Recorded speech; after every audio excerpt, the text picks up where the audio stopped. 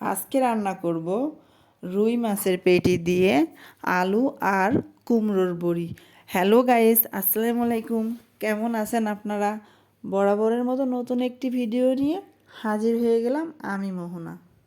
প্রথমে মাছের পেটিগুলো ভালোভাবে ধুয়ে হলুদ লবণ মাখিয়ে কড়াইতে তেল দিয়ে ভালোভাবে উল্টে পাল্টে ভেজে নিলাম। এই যে আমার মাছগুলো ভাজা হয়ে গেছে, এবার একটা পাত্রে উঠিয়ে রাখলাম। ওই একই তেলের ভিতরে দিয়ে দিলাম কুমড়োর বড়ি। কুমড়োর বড়িগুলা ভালোভাবে তেলের সাথে নাড়াচাড়া করে লাল লাল করে ভেজে নিলাম। অনেকক্ষণ ধরেই ভাজলাম, ভেজে লাল লাল করে নিলাম। তারপরে একটা পাত্রে উঠিয়ে নিলাম। তারপর ওই একই তেলের ভিতর দিয়ে দিলাম পেঁয়াজ কুচি।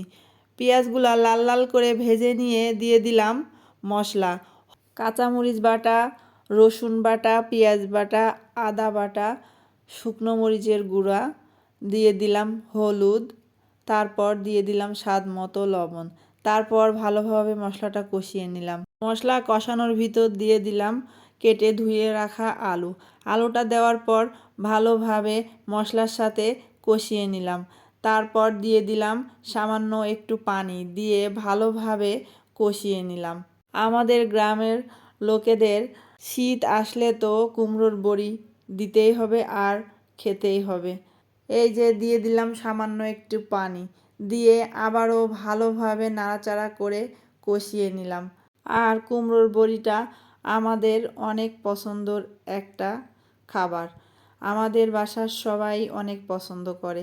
তারপর এই যে তরকারিটা বলক এসে গেছে, তারপর দিয়ে দিলাম ভেজে রাখা কুমড়োর বড়িগুলো। তারপর দিয়ে আবারও কুমড়োর বড়ির সাথে আলুগুলো ভালোভাবে কষিয়ে নিলাম। কষানোর জন্য যেই পানিটুকু দিয়েছি ওই পানিটুকু দিয়েই বড়ি আলু দুইটাই সিদ্ধ হয়ে যাবে।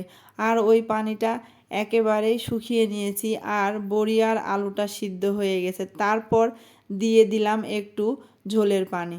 ঝোলের পানি দেওয়ার পর বলকের জন্য একটু অপেক্ষা করতে হবে। তারপর এই যে আমার তরকারিটা বলক চলে এসেছে। এরপর দিয়ে দেব ভেজে রাখা রুই মাছের পেটিগুলো। এই যে আমি একটা একটা করে রুই মাছের পেটিগুলো দিয়ে দিলাম আলু আর বড়ির সাথে। তারপর মাছ দেওয়ার পর একটু নাড়াচাড়া করে একটু বলক চলে আসলেই রান্নাটা হয়ে যাবে। আর রান্নাটা হয়ে গেছে, এবার আমরা গরম গরম খাবো। আজকে ভিডিওটা এই পর্যন্ত। সবাই ভালো থাকবেন, সুস্থ থাকবেন। আল্লাহ হাফেজ।